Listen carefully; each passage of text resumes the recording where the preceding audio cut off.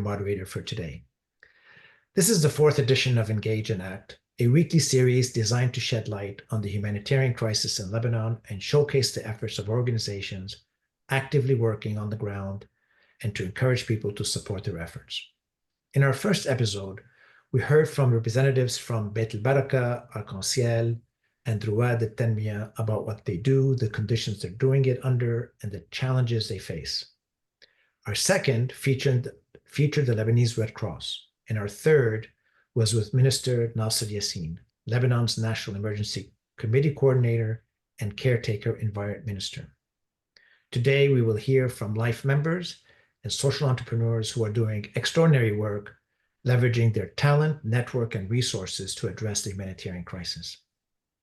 I am delighted to report that based on these series, we have commitments and donations of over $600,000 from members of LIFE and Lebanon to the Red Cross, Beit el-Baraka, and other NGOs. This is at least what we've managed to track, as all donations go straight to the organization and do not pass through LIFE or Lebanon. LIFE, founded in 2009, is celebrating its 15-year anniversary and is a global professional network aimed at empowering the Lebanese community and working towards a brighter future. With 1,500 members across 20 chapters, spread across North America, Europe, GCC, Asia, and most recently in Latin America, our impact is on education and job creation. Last year, LIFE raised over $3 million to fund scholarships for 425 needy Lebanese students, mostly in Lebanon. LebNet, founded in 1999 in Silicon Valley, connects and empowers over 2,500 Lebanese diaspora members in tech across the United States and Canada. Its mission is to support Lebanese tech professionals and entrepreneurs globally through networking, mentorship, and career development. I'm sure many of you know the tragic numbers.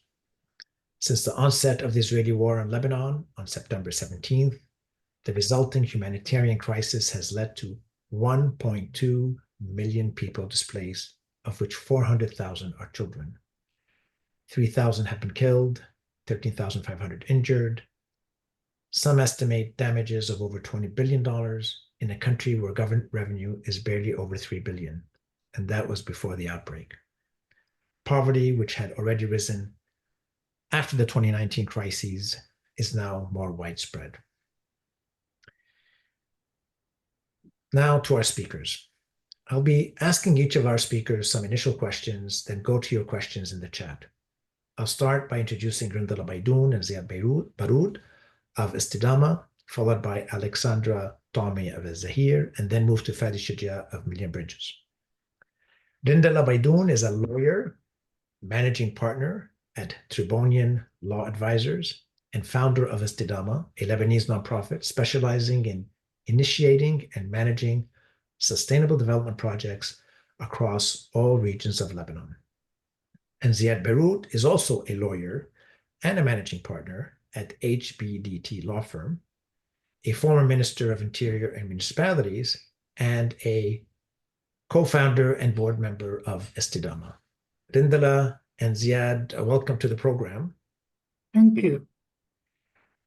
Rindala, you and Ziyad, you're both very busy lawyers. You're both managing partners at law firms. You work in, I know you work in, between Dubai and Beirut and around the world. Why did you start a new NGO? And what is Istidama doing today to address this humanitarian crisis? Well, good evening, everyone, and thank you for having us, Ronnie. Frankly, I figured that I had 2 hours in the day that I had nothing to do. So we got together and we said, okay, let's start a new NGO. Frankly, after the 2019 crisis, we all got very involved. It was very difficult to just watch when you're on the ground and not see how you can help. And in that process, we were able to establish relationships with men and women, in many cases, young men and women, all over the country, literally from Akkar to the Deep South, Hasbaya, Rashaya, Bsharri, Bekaa, you name it. down to Beirut, Matan, etc. And we got to know each other. There were these really active, of high integrity, mostly young men and women, patriotic, who really want to help, who really believed in this country and wanted to help. After the elections and kind of everybody went about their former lives, many of them stayed in touch. And they would contact us and say, okay, so now what? Are we done? We thought, I mean, we know this is work that will take decades. What are we gonna do? And Ziyad, Ali, Antoine, Malik, and I, we were friends. We would sit together and discuss different things. And one day we said, okay, what do we do? I mean, there's these young men that we've worked with, young women that we've worked with. We gave them all this, or we borrowed from their energy, gave them some of our energy. They gave us hope. We gave them hope. What do we do now? So we said we must work on Istidama of the country, sustainability. And that's how Istidama started. We started working on sustainability projects, development projects, and we were in the middle of doing that when the crisis started. The Great. crisis, that is. So Istidama means sustainability in Arabic. Ziyad, what about you? You know, what about you, me? what got you involved? I feel that I've always been involved. You know, this is where I come from. I come from civil society groups. We have been for many, many years trying to make Lebanon a bit better than it is. And each time we had issues and problems that made us go to square zero. Now, Istidama literally means sustainability.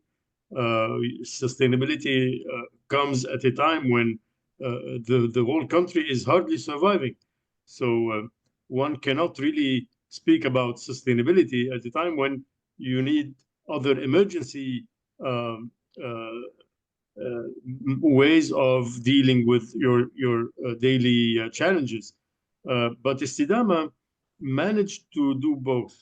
The long-term plans, the long-term projects, which we initiated already in all over Lebanon, and this is something interesting. So it's definitely not another NGO. We have many, but many is not enough considering the needs that we have. So yes, maybe why not another NGO that could benefit from what we lived between 2019 and today, and what we're going through actually today. The good thing about Istidama is that it's not pretending to replace anybody else. Istidama is not here to take, I mean, to take it to the media and say, well, we're doing stuff. We're being very low profile on purpose, and we're trying to say that we need to put our network, our experience and expertise at the service of much needed communities, much communities in need. And what Rindala mentioned a couple of minutes ago about the network, the grassroots, is something that we can really build on. We're working with amazing people, youth mainly, people who are engaged in, as you mentioned earlier, engaged in public matters, in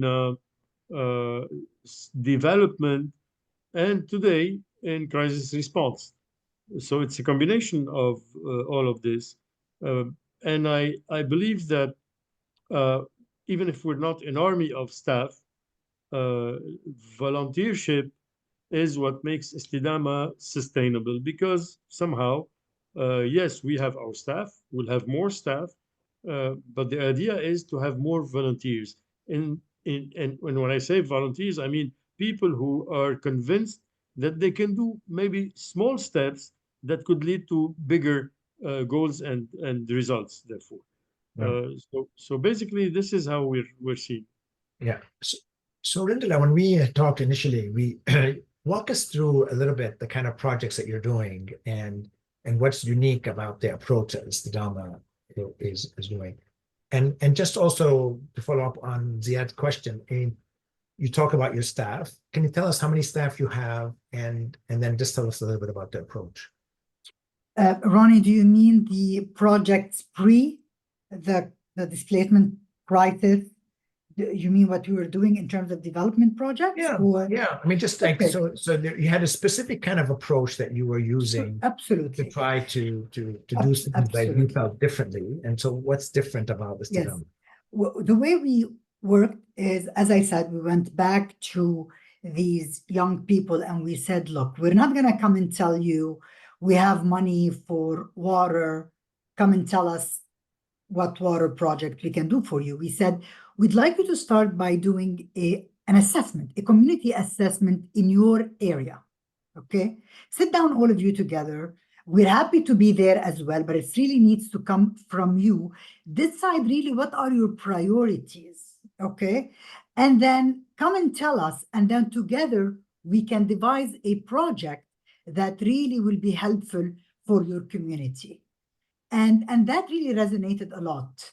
And frankly, again, people started reaching out to us. And so that's how we started less than 2 years ago. Our actual activities started barely over a year ago.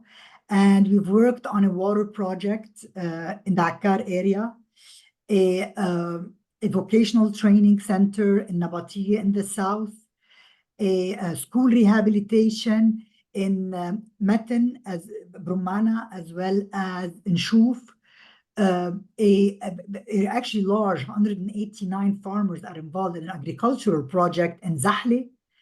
And so we would work together, come up with the best project that fits this community, and then go and try to connect that with the international donors that we had relationships with.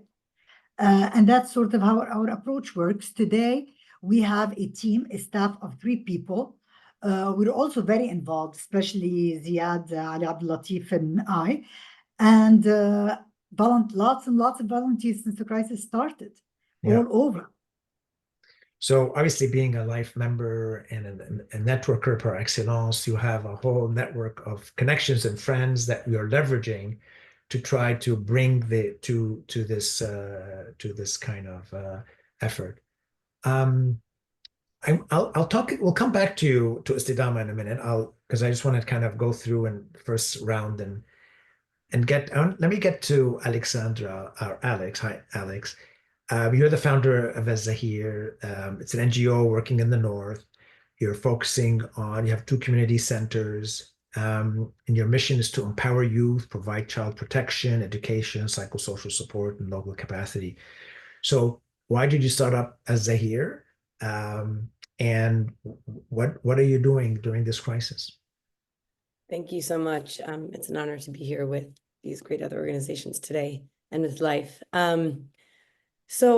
Well, I guess for me personally, I've been passionate about human rights all of my life, even since in high school, and then obviously through my studies. So I firmly believe in the rights of civilians, especially during war, and particularly children that face a disproportionate impact from everything from poverty to war, to living in a refugee camp, to living in a completely marginalized, remote area, disconnected from the rest of a country. So I was really interested in how we can support children on the one hand, and also youth, because youth are also a very particular group. But the exciting thing that I learned in this journey, I'm Lebanese American, I grew up in the US, and then I moved back to Lebanon.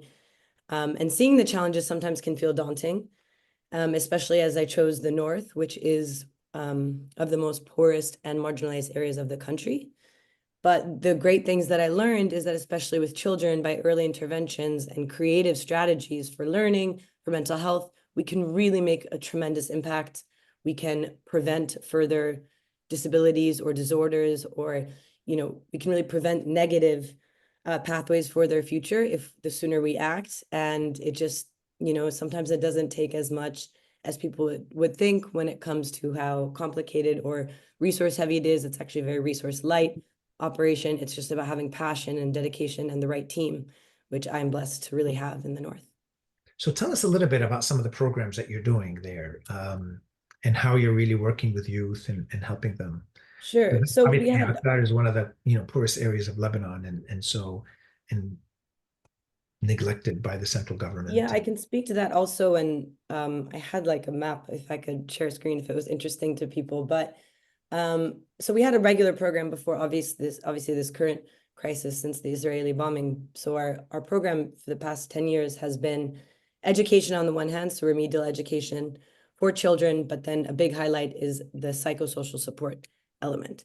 So through that, our youth, who are local youth from the communities they serve, they have received trainings on psychosocial support, or PSS, its acronym, where they use arts and dance. We have a DebK program.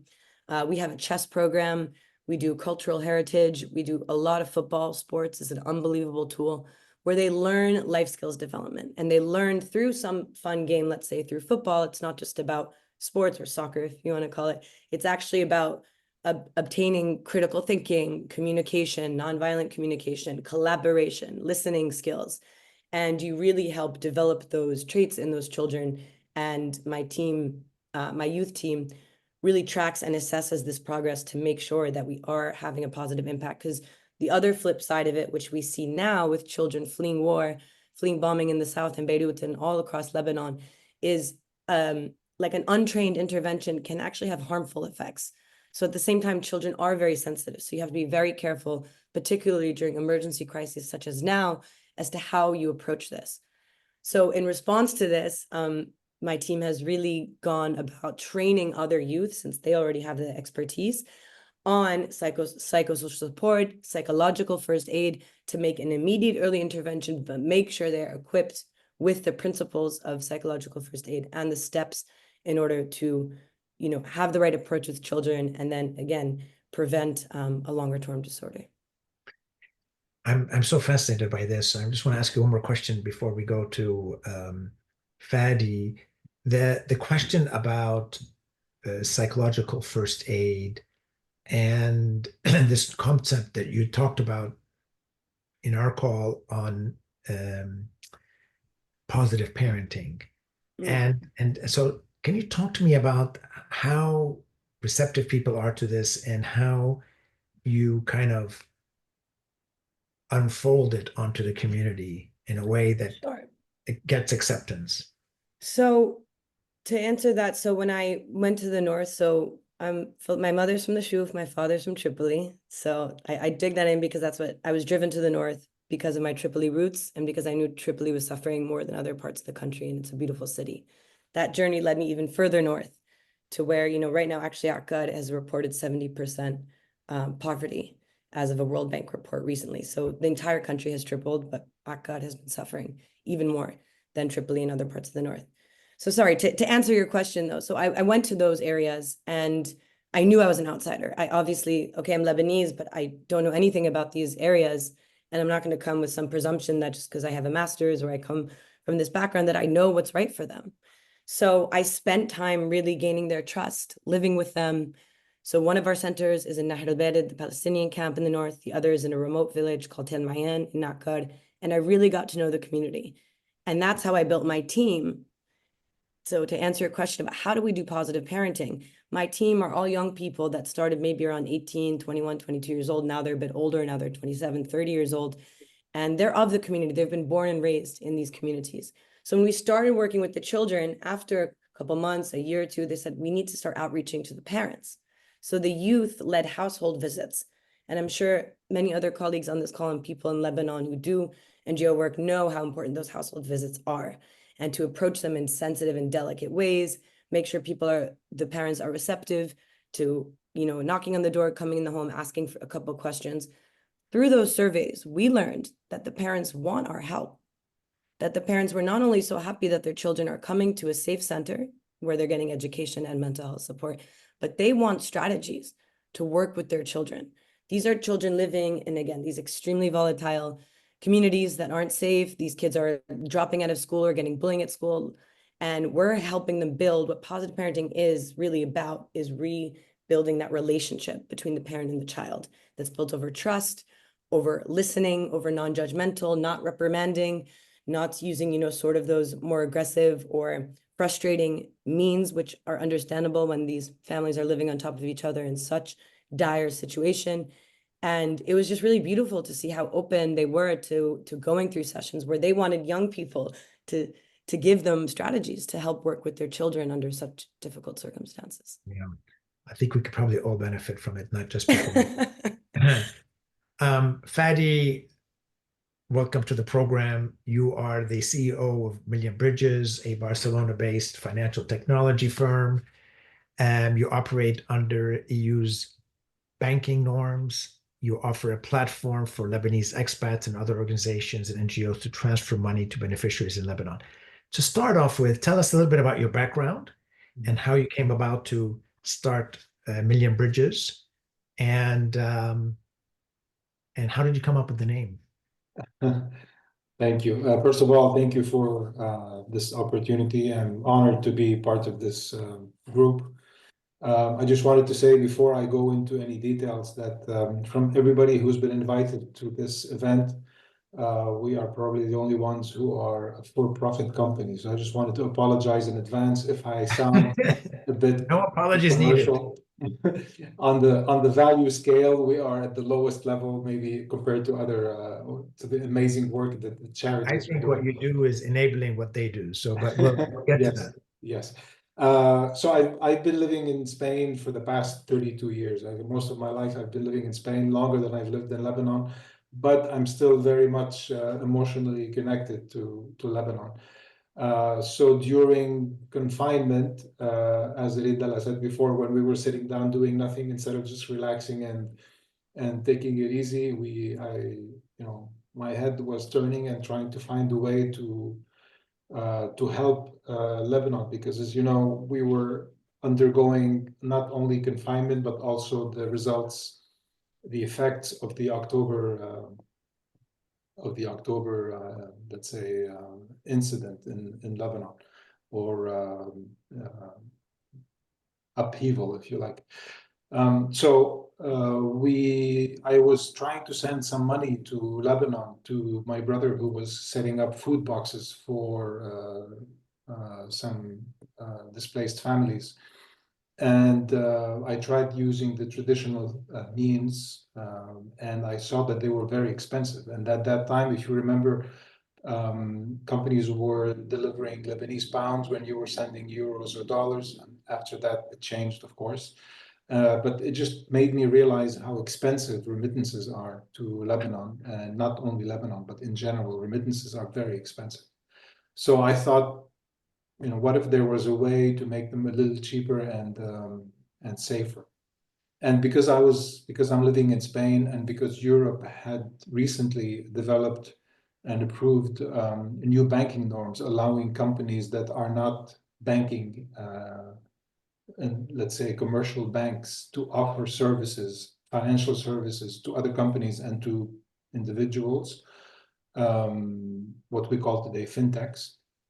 So these recent norms from 2018, that they were revised a little bit later, allow companies, startups like ours, to offer financial services without being a commercial bank. So I wanted to take advantage of that, and I started jotting down some notes. The notes became a Word document, and then it became a PDF, and then before I knew it, it was a PowerPoint and an Excel sheet. And all this happened within 1 week. And then it occurred to me to speak to some university friends from AUB and from McGill University in Montreal, where I had studied. And we all got together and thought this would be an interesting late university project. So we got together and we started developing it. The name came up because there's millions of us expats outside Lebanon, and we're trying to build these bridges back into the home country, and to send money and aid and support and whatever we can. Because today, and this is information from the World Bank, Lebanon is today the most remittance-dependent country on the planet. In relative terms, of course, our numbers are nowhere near Egypt or India or Pakistan, but in terms of per capita, we are the most remittance-dependent country on the planet. Today, 30 to 35% of our GDP is remittances. So it's the largest industry in Lebanon is remittances from abroad. And we've always been dependent on expats, but today more than ever. Yeah. So this is how the company was born. All right. So walk me through it. So how do I, if I want to send money to my family in Lebanon, walk me through how do I do that? So we developed something different from what is, let's say, available normally today, where you send money from point A to point B, from, let's say, Montreal to Beirut. You send money and the money arrives the next day or the same day. And that's the normal way of doing things. But we thought that we could introduce an improvement. So because I am in Spain and the company is based in Spain, and because of the new EU banking norms that allow for this, what we do is we take the money from, let's say, a sender living in Montreal, and we keep it in an escrow account in Spain, under the custody of our banking partner. So the money is not in our accounts, it's in a safe account at a commercial bank. And then what we send to Lebanon, which bank? Today it's BBVA in Spain.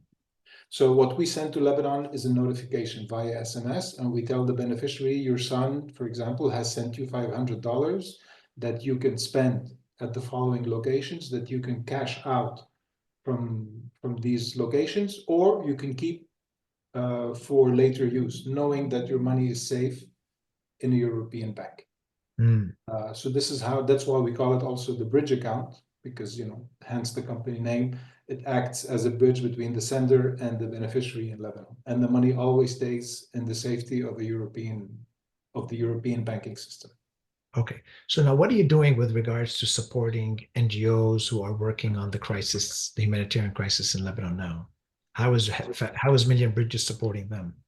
So as soon as the crisis began, we were contacted by actually a dog shelter. And they told us, we're trying to raise money because, these creatures are the last ones that anybody cares for. We're trying to raise money, but it's expensive to receive money from abroad. Can you help us? And so we set up this system where we absorb all the costs associated with any donation. So the costs on the sender, usually when you're sending money through traditional means, you have a percentage of your funds go to costs to pay Visa, MasterCard, or the bank fees, or etc. And then when the money is received in Lebanon, either on the way or in Lebanon, another percentage is deducted. So we decided to set up a program where we would pay for all that, so that if somebody is donating $100, what the charity receives is $100. Okay. In cash and directly into their either over the cash at Wish Money or to their Wish Money wallet. Oh, Wish Money wallet. Okay. So on the other end, it's not into a bank account, it's to a Wish Money account that they can use however they wish. Right. And finally, one quick question on the matching grant program. Can you talk about that? Do you have a number of donors who are matching contributions people make through your platform? Actually, this is something I wanted to announce today, taking advantage of this event. So nobody knows about it yet, and I'm proud to announce it today to everybody on our show. Yes, I reserved it for today's event. So as I said, we started with this Mount Lebanon Dog Shelter, and then bit by bit, we started adding more charities. Today, we have 30 charities that we are helping to receive donations from Lebanese expats. And Istidama is one of them, of course. And then we have Ofra Joa, we have Beit al-Baraka, who was with us, Iraq, SOS Villages. We have 30 NGOs, charities that are helping people on the ground in Lebanon. And it's a big source of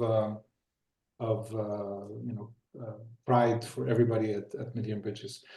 So what I wanted to announce today was an appeal to Lebanese companies and big brands in Lebanon to join us in what we're calling the matching program. So what we are trying, as I said before, now what we guarantee is that if somebody donates $100, the charity receives 100.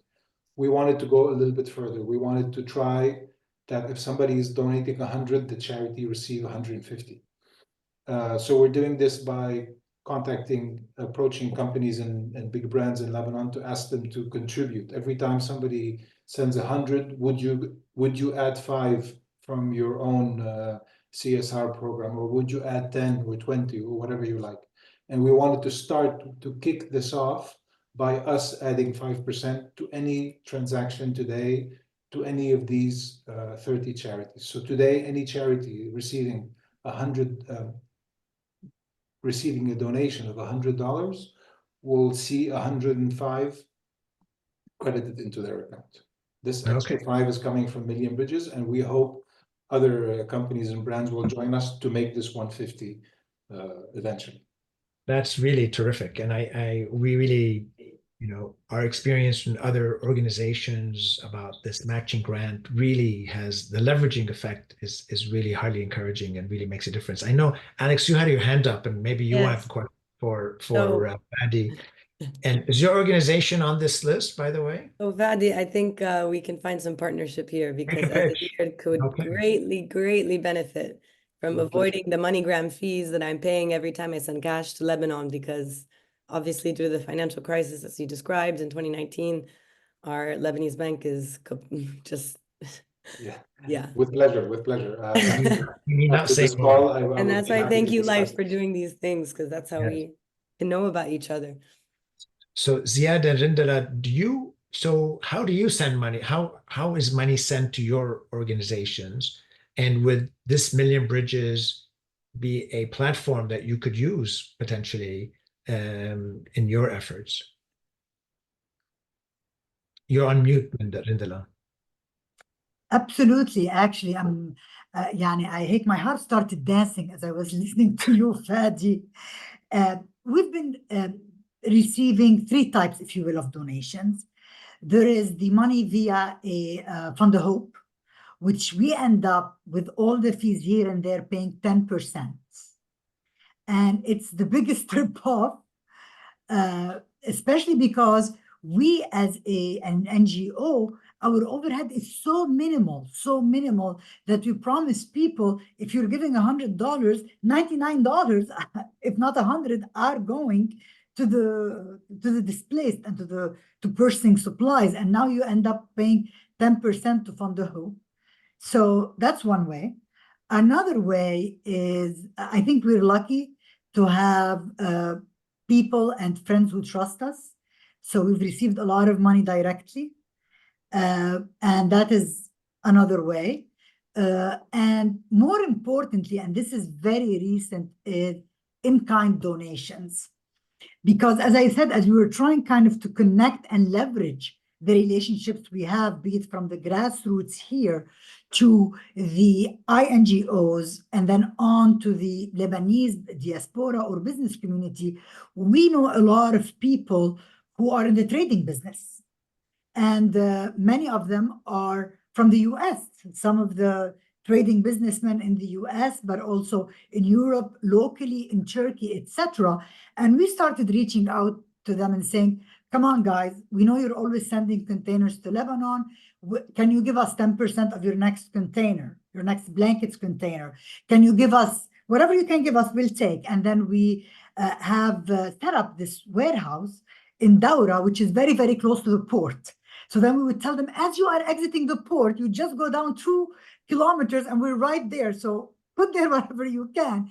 And frankly, that's how these relationships started growing to an extent where just this week, we're very happy to report, we've received 2 full containers. So now people are giving us containers. We received 1 full container of blankets. We received 1 full container of clothing, of shoes actually, and there's 1 of clothing coming. So we're finding that this is very, very helpful. And then these volunteers, these young people are, they're coming and they're saying, you know what, let us sort through this. Let us help you distribute this. So they've set up these sorting areas where they sit, they sort, they separate and prepare things for distribution. So this is how we're going about it. But right now, million bridges is the way to go. If we're gonna get $100, 105 for every 100 instead of 90 for every 100, definitely. And actually, we're very fortunate that we've been added to your platform, Fadi, and thank you for that. Thank you. It's an honor for us as well. Yeah, one of our yeah, go ahead, Ziyad. No, I would like to add three points very quickly. First, I'm really, I like, Fadi, your platform and the idea. I wouldn't like to play the role of the devil's advocate, but I have to ask you actually about the gray listing of Lebanon by the FATF. To what extent this would, I wouldn't say jeopardize, but to what extent it would have an impact on the way you're dealing with WISH or OMT or any other financial institution? Because this is something we need to take into consideration in the upcoming month or years, maybe, I don't know. Where the fact is that we're gray listed. Second, transparency, because it's a perception thing. Sometimes people look at NGOs in Lebanon as a money generating machine that is not totally transparent, and it does not apply to all, but I mean some of them are money generating machines without internal rules and regulations when it comes to transparency. So this is something we need maybe to develop further. And finally, maybe it's the time to work on a law that is similar to 501, because many Lebanese business people would like very much to deduct their taxes in Lebanon and put, I mean, CSR or whatever you name it, for the benefit of NGOs. So those are more questions than answers. Yeah. But I mean, what you said made me ask those questions. No, great questions, and thank you for asking them, Ziyad. Fadi, you want to take a crack at them? Yes, of course. Regarding the first one, it was the most pressing issue this week, because the gray list is something that would affect everybody. We're talking about sending money to Lebanon. Luckily for us, in this context that we've created, Million Bridges, as I said before, we do not send money to Lebanon. And so we don't do as traditional companies, take money from point A to point B being Lebanon. What we do is we keep the money in a bank account in Spain and only notify the beneficiary in Lebanon via SMS that now you have money that is at your disposal, that you can spend or you can keep in your account in Spain. If they decide to go and cash it out, it's Wish Money that's giving them that cash, and then we are compensating Wish Money in Spain into their account held in Spain. So we are not transferring any funds to Lebanon, and this way we are safe from the gray list. Wish Money, to open an account for Wish Money in Lebanon, I see you're shaking your head, so I'm going to address that. Wish Money in Spain, sorry. We had to submit an application to the Bank of Spain, to the what they call the CEPLAC, which is the service at the Bank of Spain that takes care of money laundering and financing for terrorism. And it took a very long time for their due diligence to go. They went through a fine-tooth comb into Wish Money's accounts and who owns them and the passports of the owner, and a lot of due diligence before they accepted to open an account for them. So we feel very safe that we are not sending money to Lebanon. We are sending money to bank accounts in Spain. And then eventually Wish Money repatriates their funds to their accounts in Lebanon when they feel the time is right. They can keep them in Spain, as any beneficiary can keep their money in Spain. When, for example, if you are sending a family member $1,000 and they only need 200 today, they don't need to withdraw 1,000 and keep the rest in their pocket or in a purse or in under the mattress where it's not safe. So with our system, they can decide to retrieve 200 and keep 800 for a later use without worrying what's going to happen to the bank, because the bank is actually BBVA in Spain, which is very solid. And you also asked about the deduction certificates. So today, I mean, we are not the receivers of the fund, so we cannot emit these certificates. At the end, we are delivering funds from the donor to the organization, and it's on the organization to produce these certificates. Of course, we give them all the information on the donor, the name, the first name, last name, where they live, email number, phone number, so that they can produce the certificate themselves. So we do not get involved in that because we are only a payment facilitator. We don't actually keep the funds in our accounts. Ziyad, does that address your question? Yeah. So one of our listeners is asked a number of questions, and so he is apparently with the American Help for Lebanon Association, AHLA, is partnering with the Lebanese Red Cross and the Barbara Nassar Cancer Center in Beirut. They are also working with ILMA, the International Lebanese Medical Association, which is one of our sponsors of this show today, to telemedical doctors with patients in Lebanon, particularly through the Barbara Nassar Cancer Center. And he just wanted to share that. And I guess he is also, if any of you would like to get in touch with us, please do. And he gives his phone number. And he's a member of Benevity, a worldwide matching program company, which also raises the question for the United States. A lot of people in the United States who want to give sometimes are seeking a 501c3 deduction. And I wondered how each of your organizations tries to receive money and encourage it through a tax donation. Benevity, as I understand it, like Global Giving, is a foundation that receives money and then channels it to worthwhile organizations that they're with. So I'm just wondering, are you associated with any of these organizations and you get money through them? And just also, if you can just share a little bit about your own financial fiduciary kind of responsibility in terms of your audited financial statements and accounting and reporting to your donors and others. Rindala, you want to start? Okay, sure. Okay, sure. Actually, we have a sister organization out of Michigan, which is a 501c3. So right now, the Lebanese community in Michigan is working on hopefully large fund raising, which we will partner on, and those funds will be coming via their 501c3. We as Istidama directly do not have a 501c3. We're only registered in Lebanon at this point, but it's definitely something that's in the back of our mind. It's something that we're hoping to progress towards. In terms of our financial activity, it's only recently that it has become of this level. I mean, today we've been very lucky because we've been able to raise $270,000 in no time, just again via leveraging on our relationships. We've reached over 50,000 lives. Our reach is almost 50,000.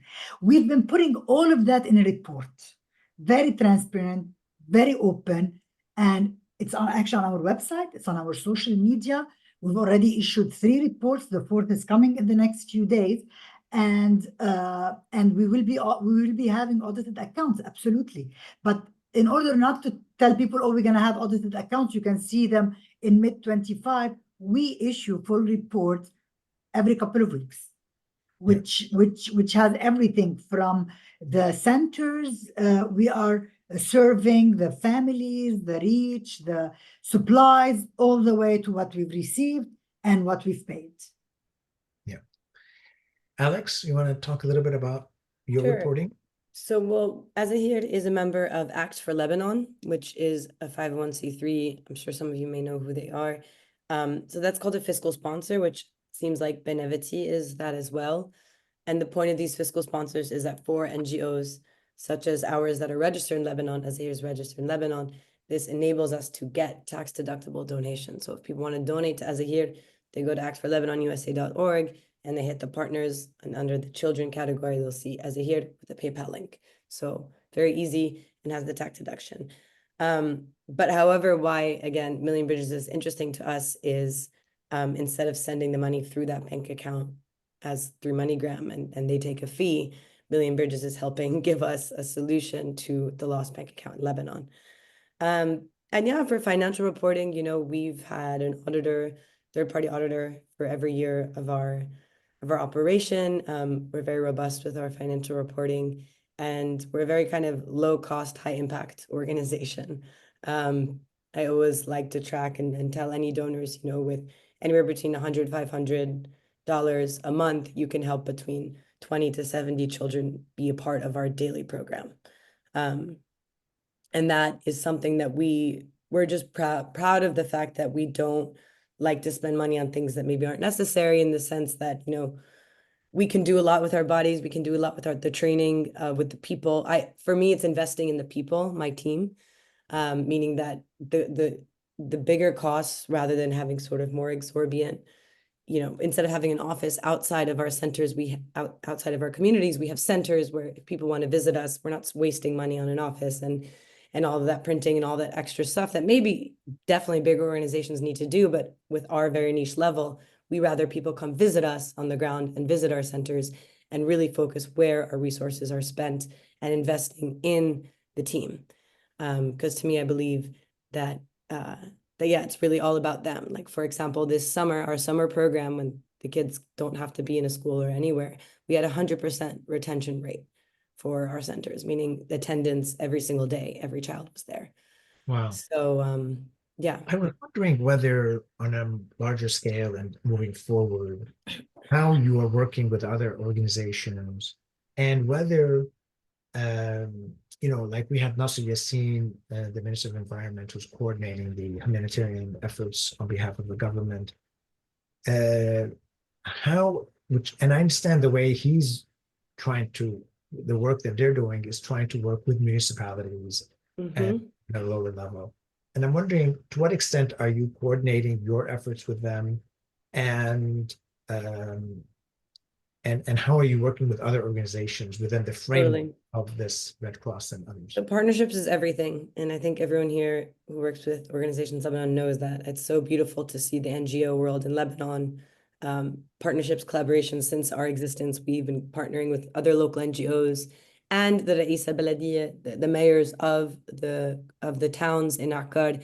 Some of them have just been really spectacular with how receptive they've been to working with us, to whether it means, like, you know, funding from embassies or something that they're willing to work with us, or even just we want to expand and reach other youth in villages. That's not our primary center of operations, but we want to expand and work with other youth. And also it's important to bring other youth and children together. So we've worked with a lot of the mayors. We've worked with some international NGOs like War Child Holland, has been a tremendous partner for Azahir, Concern Worldwide, Mercy Corps, and actually the Dutch National Football Club called KNVP. If you know them, their coaches have flew to Lebanon and come to the north and done the football trainings with us. And we joined a World Coaches program that believes in the power of sports for peace. And so that's been a tremendous partnership. And then some local NGOs, Basma Zaytuna, we've done trainings with them, a Lebanese NGO, Terre des Hommes, an Italian NGO, and then small, even very small ones in Akkad and in the north, like Lanik and San. But right now, obviously, the need is even greater for us to come together. So you can imagine, I mean, if you're looking at North Lebanon, which is already the poorest part of the country, we are now receiving thousands and tens of thousands of displaced refugees from the south, essentially Lebanese fleeing from other parts of the country. So it's like, again, the most marginalized and most poor hosting a new layer of populations and families that have needs. So in this sense, what's at least happening in our areas, both in Nahr al-Bared's camp, in Akkar, in Minyara, Hanin, is every night we're doing coordination meetings with other NGOs. So really our teams are volunteering around the clock, where everyone meets every night and like, okay, share notes, who are you meeting with, which families, really making sure that we are complementing our efforts and that everyone has an awareness and understanding of where families are moving. As we know, what's been tragic is that a lot of the schools have now emptied and taken families. Yeah. So, I mean, I'll drop my email in the chat if anybody ever wants to reach out. I mean, we're very open. It's been amazing coordinating in the north. We've coordinated in Beirut, but we're definitely happy to coordinate and share either our expertise or, lessons learned with other organizations across the country. Sorry if that was a long-winded answer. No, it was very, very helpful. I do want to end and encourage people to ask questions in the chat, but I also wanted to ask Ziyad and Fadi the question about. So there's a lot of aid is also coming through the National Coordinating Committee that Nasser Yassin is doing.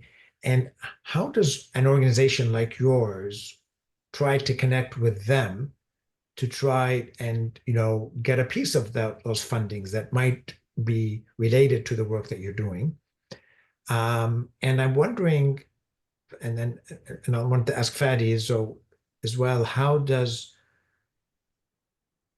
I guess some of the aid is coming through governments and directly or in kind, but I'm wondering whether this work also through the National Coordinating Committee and who are receiving a lot of contributions, how much of that, like for example, for Beit al-Baraka, how much of their funding is going through you?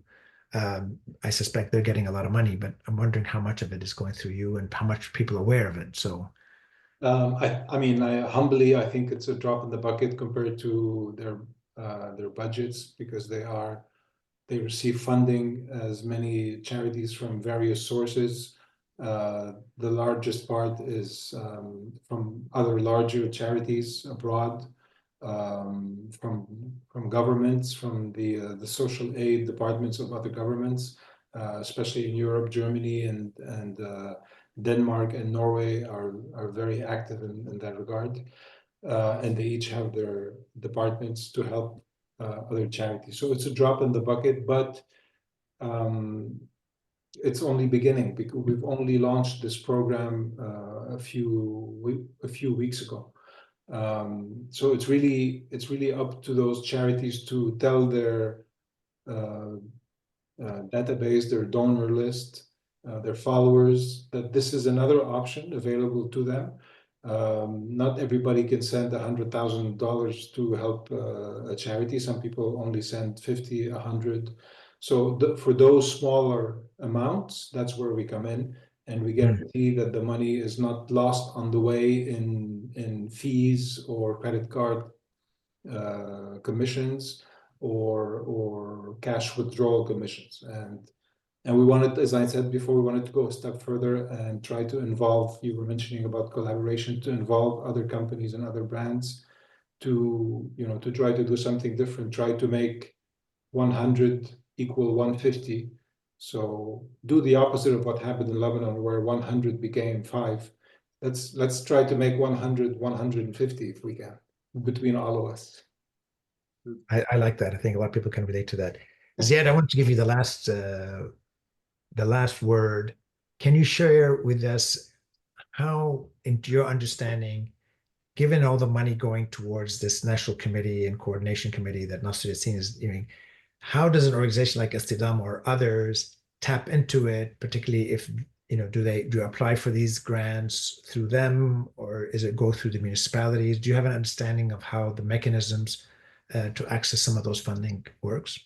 Well, I leave it to Rindala for the details, or maybe she has more details, logistic details than I do. But I have to say that most of the aid is in-kind contributions from Friends of Lebanon.